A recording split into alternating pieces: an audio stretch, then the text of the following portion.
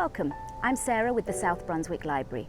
I'm going for a good old-fashioned whodunit today, why not, from none other than Sir Arthur Conan Doyle in the casebook of Sherlock Holmes. I'll be reading The Adventure of the Veiled Lodger. When one considers that Mr. Sherlock Holmes was in active practice for 23 years, and that during 17 of these I was allowed to cooperate with him and to keep notes of his doings, it will be clear that I have a mass of material at my command. The problem has always been not to find, but to choose. There is the long row of yearbooks which fill a shelf, and there are the dispatch cases filled with documents, a perfect quarry for the student not only of crime, but of the social and official scandals of the late Victorian era. Concerning these latter, I may say that the writers of agonized letters, who beg that the honour of their families or the reputation of famous forebears may not be touched, have nothing to fear. The discretion and high sense of professional honour, which have always distinguished my friend, are still at work in the choice of these memoirs, and no confidence will be abused. I deprecate, however, in the strongest way, the attempts which have been made lately to get at and to destroy these papers. The source of these outrages is known, and if they are repeated, I have Mr. Holmes's authority for saying that the whole story concerning the politician, the lighthouse, and the trained cormorant will be given to the public. There is at least one reader who will understand. It is not reasonable to suppose that every one of these cases gave Holmes the opportunity of showing those curious gifts of instinct and observation which I have endeavoured to set forth in these memoirs. Sometimes he had with much effort to pick the fruit, sometimes it fell easily into his lap. But the most terrible human tragedies were often involved in these cases which brought him the fewest personal opportunities, and it is one of these which I now desire to record. In telling it, I have made a slight change of name and place, but otherwise the facts are as stated. One forenoon, it was late in 1896, I received a hurried note from Holmes asking for my attendance. When I arrived, I found him seated in a smoke-laden atmosphere with an elderly, motherly woman of the buxom landlady type in the corresponding chair in front of him. "This is Mrs. Merrilow of South Brixton," said my friend with a wave of the hand. "Mrs. Merrilow does not object to tobacco, Watson, if you wish to indulge your filthy habits. Mrs. Merrilow has an interesting story to tell which may lead to further developments in which your presence may be useful. Anything I can do. You will understand, Mrs. Merrilow, that if I come to Mrs. Rhondda, I should prefer to have a witness. You will make her understand that before we arrive." "Lord bless you, Mr. Holmes," said our visitor. "She is that anxious to see you that you might bring the whole parish at your heels. Then we shall come early in the afternoon. Let us see that we have our facts correct before we start. If we go over them, it will help Dr. Watson to understand the situation. You say that Mrs. Rhondda has been your lodger for 7 years, and that you have only once seen her face." "And I wish to God I had not," said Mrs. Merrilow. "It was, I understand, terribly mutilated."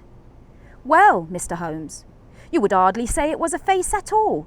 That's how it looked. Our milkman got a glimpse of her once peeping out of the upper window, and he dropped his tin and the milk all over the front garden. That is the kind of face it is. When I saw her, I happened on her unawares. She covered up quick, and then she said, 'Now, Mrs. Merrilow, you know at last why it is that I never raise my veil.' Do you know anything about her history?" "Nothing at all." "Did she give references when she came?" "No, sir, but she gave hard cash and plenty of it.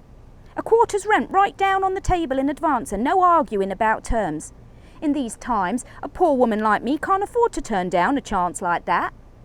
"Did she give any reason for choosing your house?"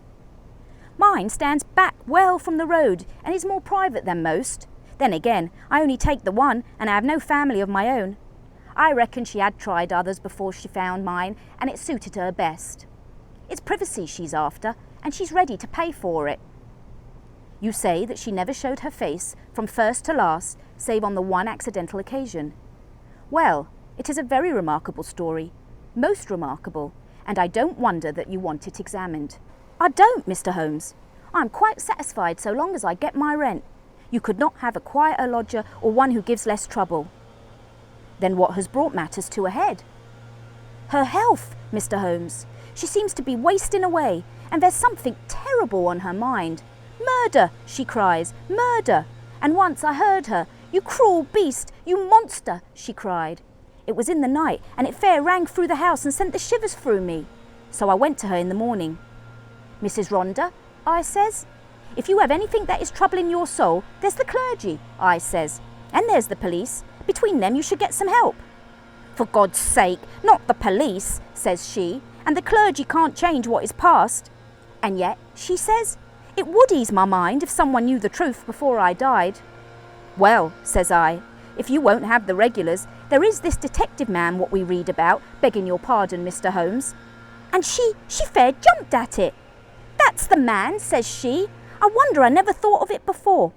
Bring him here, Mrs. Merrilow, and if he won't come, tell him I'm the wife of Rhonda's Wild Beast Show. Say that and give him the name Abbas Parver. Here it is, as she wrote it, Abbas Parver. That will bring him, if he's the man I think he is. And it will too, remarked Holmes. Very good, Mrs. Merrilow. I should like to have a little chat with Dr. Watson. That will carry us until lunchtime. About 3 o'clock you may expect to see us at your house in Brixton. Our visitor had no soon waddled out of the room. No other verb can describe Mrs. Merrilow's method of progression. Then Sherlock Holmes threw himself with fierce energy upon the pile of commonplace books in the corner. For a few minutes there was a constant swish of the leaves, and then with a grunt of satisfaction he came upon what he sought. So excited was he that he did not rise, but sat upon the floor like some strange Buddha with crossed legs, the huge books all round him, and one open on his knees. The case worried me at the time, Watson. Here are my marginal notes to prove it. I confess that I could make nothing of it. And yet I was convinced that the coroner was wrong. Have you no recollection of the Abbas Parver tragedy? None, Holmes. And yet you were with me then. But certainly my own impression was very superficial, for there was nothing to go by, and none of the parties had engaged my services. Perhaps you would care to read the papers? Could you not give me the points? That is very easily done. It will probably come back to your memory as I talk. Rhonda, of course, was a household word. He was the rival of Wombwell and of Sanger, one of the greatest showmen of his day. There is evidence, however, that he took to drink, and that both he and his show were on the downgrade at the time of the great tragedy. The caravan had halted for the night at Abbas Parver, which is a small village in Berkshire, when the horror occurred. They were on their way to Wimbledon, travelling by road, and they were simply camping and not exhibiting, as the place is so small a one that it would not have paid them to open. They had among their exhibits a fine North African lion. Sahara King was its name, and it was the habit, both of Rhonda and his wife, to give exhibitions inside its cage. Here, you see, is a photograph of the performance, by which you will perceive that Rhonda was a huge, porcine person, and that his wife was a very magnificent woman. It was deposed at the inquest that there had been some signs that the lion was dangerous, but, as usual, familiarity begat contempt, and no notice was taken of the fact. It was usual for either Rhonda or his wife to feed the lion at night. Sometimes one went, sometimes both, but they never allowed anyone else to do it, for they believed that so long as they were the food carriers, he would regard them as benefactors and would never molest them. On this particular night, 7 years ago, they both went, and a very terrible happening followed, the details of which have never been made clear. It seems the whole camp was roused near midnight by the roars of the animal and the screams of the woman. The different grooms and employees rushed from their tents carrying lanterns, and by their light an awful sight was revealed. Rhonda lay, with the back of his head crushed in and deep claw marks across his scalp, some 10 yards from the cage, which was open. Close to the door of the cage lay Mrs. Rhonda, upon her back, with the creature squatting and snarling above her. It had torn her face in such a fashion that it was never thought she would live. Several of the circus men, headed by Leonardo the strong man and Griggs the clown, drove the creature off with poles, upon which it sprang back into the cage and was at once locked in. How it had got loose was a mystery. It was conjectured that the pair intended to enter the cage, but when the door was loosed, the creature bounded out upon them. There was no other point of interest in the evidence, save that the woman in a delirium of agony kept screaming, "Coward! Coward!" as she was carried back to the van in which they lived. It was 6 months before she was fit to give evidence, but the inquest was duly held, with the obvious verdict of death from misadventure. "What alternative could be conceived?" said I. "You may well say so, and yet there were 1 or 2 points which worried young Edmonds of the Berkshire Constabulary, a smart lad that. He was sent later to Allahabad, That was how I came into the matter, for he dropped in and smoked a pipe or two over it. A thin, yellow-haired man. Exactly. I was sure you would pick up the trail presently. But what worried him? Well, we were both worried. It was so deucedly difficult to reconstruct the affair. Look at it from the lion's point of view. He is liberated. What does he do? He takes 6 bounds forward, which brings him to Rhonda. Rhonda turns to fly. The claw marks were on the back of his head, but the lion strikes him down. Then, instead of bounding on and escaping, he returns to the woman who was close to the cage, and he knocks her over and chews her face up. Then, again, those cries of hers would seem to imply that her husband had in some way failed her. What could the poor devil have done to help her? You see the difficulty? Quite. And then there was another thing. It comes back to me now as I think it over. There was some evidence that just at the time that the lion roared and the woman screamed, a man began shouting in terror. This man Rhonda, no doubt. Well, if his skull was smashed in, you would hardly expect to hear from him again. There were at least 2 witnesses who spoke of the cries of a man being mingled with those of a woman. I should think the whole camp was crying out by then, and to the other points I think I could suggest a solution. I should be glad to consider it. The 2 were together, 10 yards from the cage, when the lion got loose. The man turned and was struck down. The woman conceived the idea of getting into the cage and shutting the door. It was her only refuge. She made for it, and just as she reached it, the beast bounded after her and knocked her over. She was angry with her husband for having encouraged the beast's rage by turning. If they had faced it, they might have cowed it. Hence her cries of "Coward!" Brilliant, Watson. Only one flaw in your diamond. What is the flaw, Holmes? If they were both 10 paces from the cage, how came the beast to get loose? Is it possible that they had some enemy who loosed it? And why should it attack them savagely when it was in the habit of playing with them and doing tricks with them inside the cage? Possibly the same enemy had done something to enrage it. Holmes looked thoughtful and remained in silence for some moments. Well, Watson, there is this to be said for your theory. Rhonda was a man of many enemies. Edmund told me that in his cups he was horrible, a huge bully of a man. He cursed and slashed at everyone who came in his way.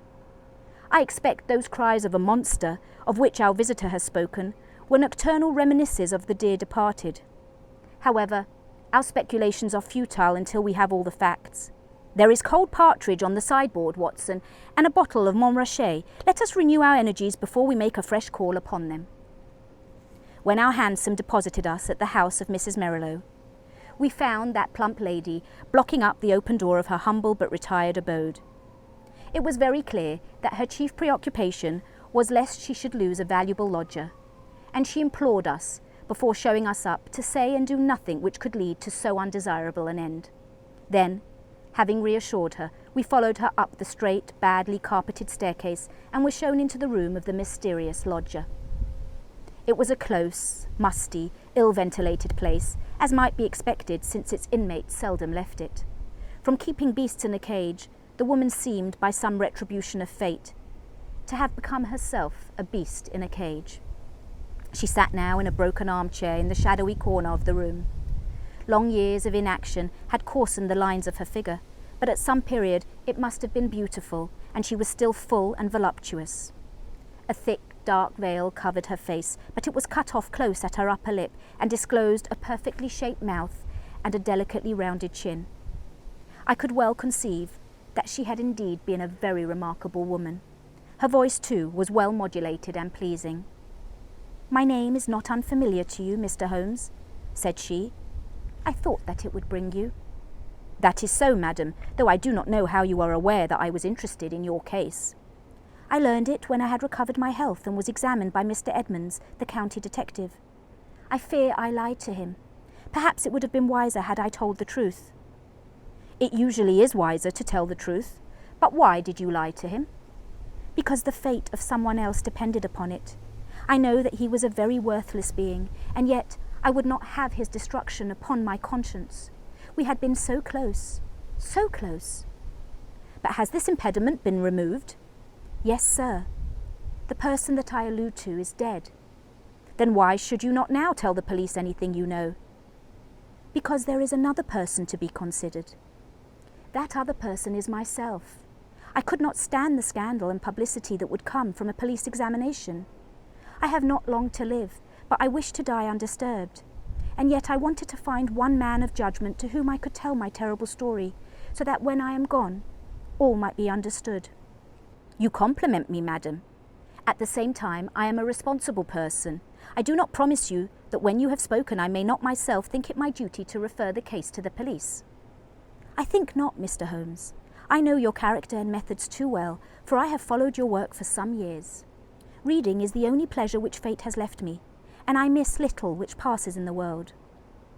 But in any case, I will take my chance of the use which you may make of my tragedy. It will ease my mind to tell it. My friend and I would be glad to hear it. The woman rose and took from a drawer the photograph of a man.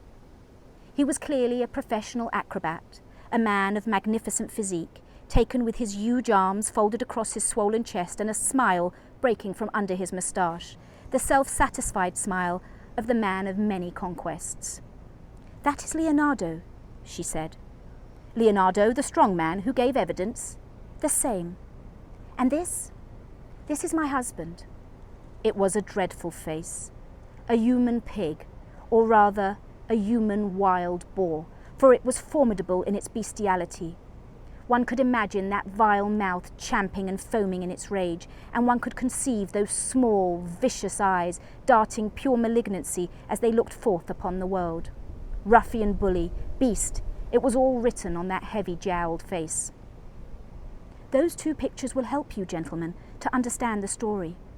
I was a poor circus girl, brought up on the sawdust and doing springs through the hoop before I was 10.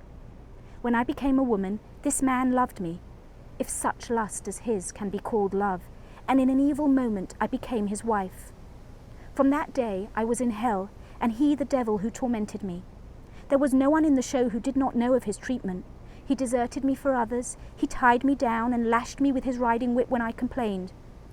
They all pitied me, and they all loathed him, but what could they do? They feared him, one and all, for he was terrible at all times and murderous when he was drunk. Again and again he was had for assault and for cruelty to the beasts, but he had plenty of money, and the fines were nothing to him. The best men all left us, and the show began to go downhill. It was only Leonardo and I who kept things up, with little Jimmy Griggs the clown. Poor devil!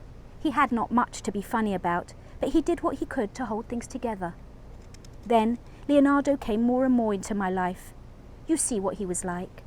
I know now the poor spirit that was hidden in that splendid body, but compared to my husband, he seemed like the angel Gabriel. He pitied me and helped me, till at last our intimacy turned to love. Deep, deep, passionate love, such love as I had dreamed of but never hoped to feel. My husband suspected it, but I think that he was a coward as well as a bully, and that Leonardo was the one man that he was afraid of. He took revenge in his own way by torturing me more than ever. One night my cries brought Leonardo to the door of our van. We were near tragedy that night, and soon my lover and I understood that it could not be avoided. My husband was not fit to live. We planned that he should die. Leonardo had a clever, scheming brain. It was he who planned it. I do not say that to blame him, for I was ready to go with him every inch of the way. But I should never have had the wit to think of such a plan. We made a club, Leonardo made it, and in the leaden head he fastened 5 long steel nails, the points outwards, with just such a spread as the lion's paw. This was to give my husband his death blow, and yet to leave the evidence that it was the lion which we would loose who had done the deed. It was a pitch-dark night when my husband and I went down, as was our custom, to feed the beast. We carried with us the raw meat in a zinc pail. Leonardo was waiting at the corner of the big van, which we should have to pass before we reached the cage. He was too slow, and we walked past him before he could strike, but he followed us on tiptoe, and I heard the crash of the club smash my husband's skull. My heart leapt with joy at the sound. I sprang forward and I undid the catch which held the door of the great lion's cage. And then the terrible thing happened. You may have heard how quick these creatures are to scent human blood and how it excites them. Some strange instinct had told the creature in one instant that a human being had been slain. As I slipped the bars, it bounded out and was on me in an instant. Leonardo could have saved me. If he had rushed forward, and struck the beast with his club, he might have cowed it. But the man lost his nerve. I heard him shout in his terror, and then I saw him turn and fly. At the same instant, the teeth of the lion met in my face. Its hot, filthy breath had already poisoned me, and I was hardly conscious of pain. With the palms of my hands, I tried to push the great, steaming, blood-stained jaws away from me, and I screamed for help. I was conscious that the camp was stirring, and then dimly I remembered a group of men, Leonardo, Griggs, and others, dragging me from under the creature's paws. That was my last memory, Mr. Holmes, for many a weary month. When I came to myself and saw myself in the mirror, I cursed that lion. Oh, how I cursed him! Not because he had torn away my beauty, but because he had not torn away my life. I had but one desire, Mr. Holmes, and I had enough money to gratify it. It was that I should cover myself so that my poor face should be seen by none, and that I should dwell where none whom I had ever known should find me. That was all that was left to me to do, and that is what I have done. A poor wounded beast that has crawled into its hole to die. That is the end of Eugenia Ronda. We sat in silence for some time after the unhappy woman had told her story. Then Holmes stretched out his long arm and patted her hand with such a show of sympathy as I had seldom known him to exhibit. "Poor girl," he said, "poor girl. The ways of fate are indeed hard to understand. If there is not some compensation hereafter, then the world is a cruel jest. But what of this man, Leonardo? I never saw him or heard from him again. Perhaps I have been wrong to feel so bitterly against him. He might as soon have loved one of the freaks whom we carried round the country as the thing which the lion had left. But a woman's love is not so easily set aside. He had left me under the beast's claws. He had deserted me in my need, and yet I could not bring myself to give him to the gallows. For myself, I cared nothing what became of me. What could be more dreadful than my actual life? But I stood between Leonardo and his fate. And he is dead? He was drowned last month when bathing near Margate. I saw his death in the paper. And what did he do with the 5-clawed club, which is the most singular and ingenious part of all your story?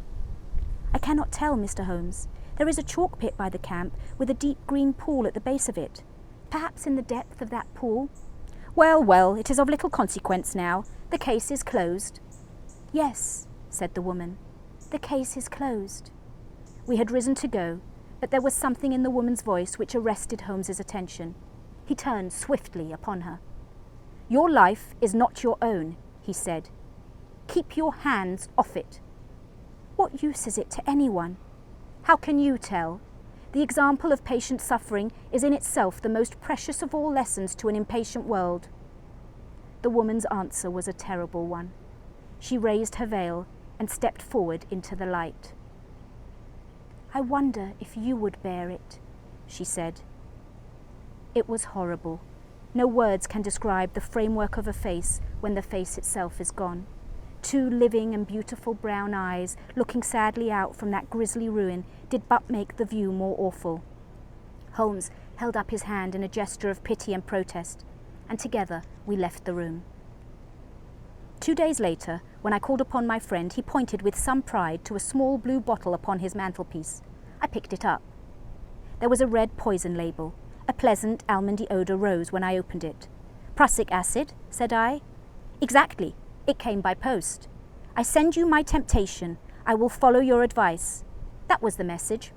I think, Watson, we can guess the name of the brave woman who sent it.